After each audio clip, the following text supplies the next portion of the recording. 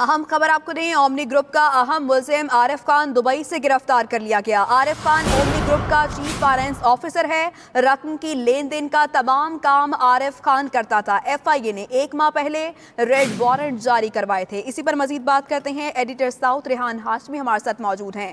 रेहान हाशमी, कहिएगा कब ये गिरफ्तारी अमल में लाई गई? देखिए, बड़ी अहम तरीन गिरफ्तारी है।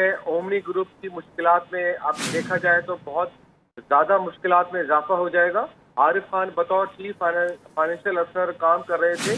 हमारे जराये का कहना है कि तमाम जो ट्रांजैक्शन होती थी बैंकों में, अरबों रुपए की जो मनी लॉन्ड्रिंग होती थी, उसका अगर मरकजी मुल्जिम कहा जाए तो आरिफ खान बेजाना होगा।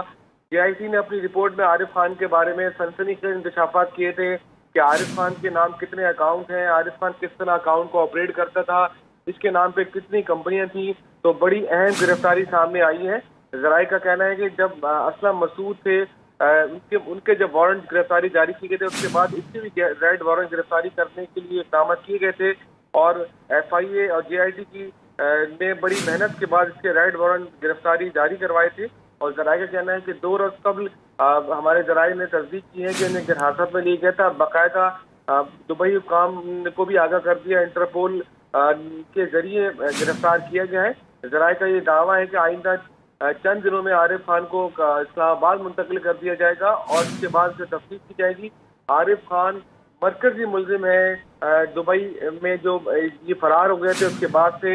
और इन 4 अफराद ऐसे जिसको FIA ने अपनी रिपोर्ट में एब्सकॉन्डर मफरूर करार दिया था। तो आरिफ खान अगर पाकिस्तान मुंतकिल हो जाएगा तो बड़े सनसनीखेज इंसाफात और भी सामने आएंगे।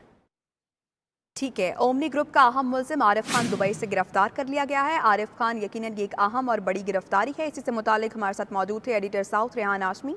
आपका बहुत शुक्रिया।